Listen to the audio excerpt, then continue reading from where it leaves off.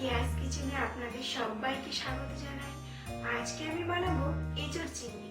আসুন দেখি এঁচোড় চিংড়ি বানাতে আমাদের কি কি জিনিসের প্রয়োজন।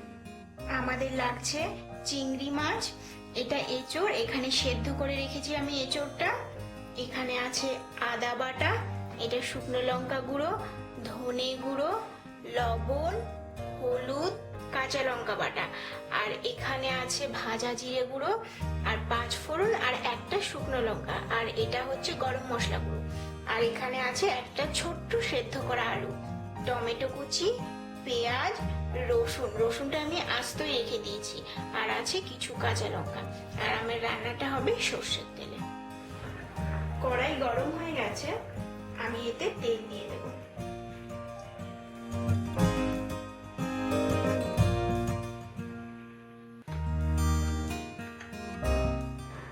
আমি 3 চামচ তেল দিলাম, লাগলে পরে আবার দেব। এবার চিংড়ি মাছের মধ্যে আমি একটু লবণ আর একটু হলুদ মাখিয়ে নেব, মাখিয়ে একটু হালকা তেলে ভেজে নেব। এবার আমি চিংড়ি মাছটা তেলে দিয়ে দেব।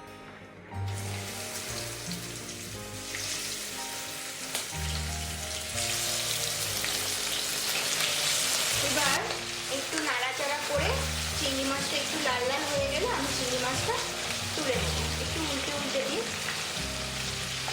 হয়ে গেছে চিংড়ি মাছটা ভাজা, আমি তুলে নিচ্ছি। এই তেলের মধ্যে আমি পুরো রান্নাটা করব। এবার আমি এই তেলের মধ্যেই 5 ফোড়ন আর শুকনো লঙ্কাটা ফোড়ন দিয়ে দিলাম।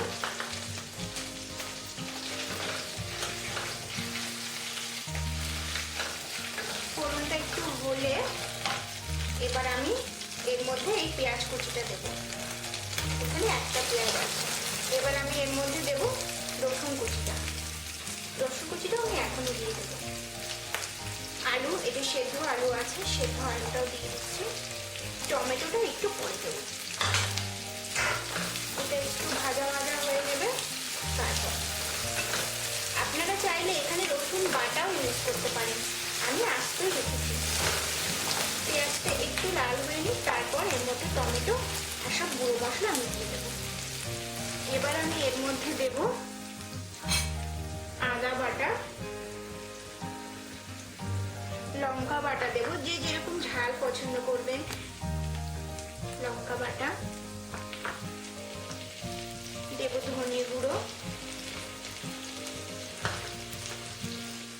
ভাজা জিরে গুঁড়ো। আমি এখানে লঙ্কা গুঁড়োও দিচ্ছি, আপনারা কম ঝাল খেলে লঙ্কা গুঁড়োটা দিতে হবে না। হলুদ,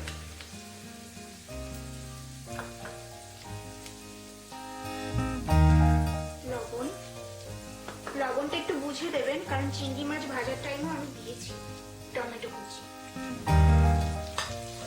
দিয়ে ভালো করে মশলাটাকে কষিয়ে নিতে হবে। এবার আমি এর মধ্যে একটু জল দেব, তাহলে মশলাটা পুড়ে যাবে না।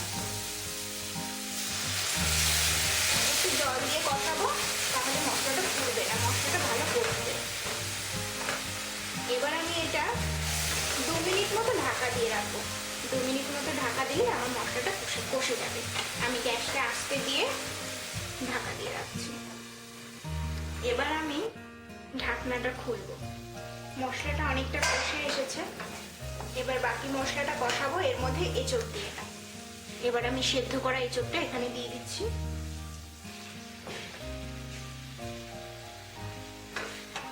চিংড়ি মাছটাও অনেকক্ষণ দেবো, যেহেতু এঁচোড়টা সেদ্ধ আছে, খুব একটা টাইম লাগবে না রান্না হতে।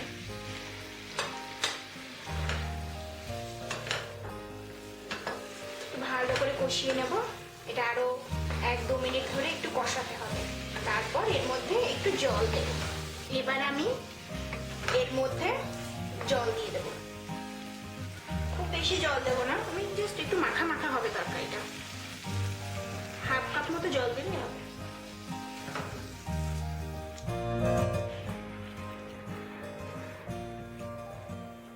এবার এর মধ্যে এই যে কাঁচা লঙ্কা ছিল, কাঁচা লঙ্কাটা ভেঙে দেব। আর দেবো একটু গরম মশলা।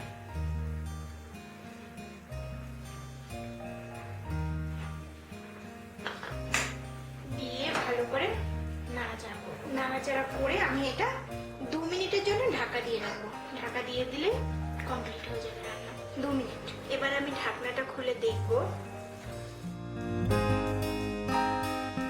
এঁচোড় চিংড়ি হয়ে গেছে, দেখুন ওপর দিয়ে তেল ভেসে উঠেছে, তার মানে এটা হয়ে গেছে। আমি এবার এটা নামিয়ে নেবো, গ্যাসটা অফ করে দিই। আমি নামিয়ে নিচ্ছি।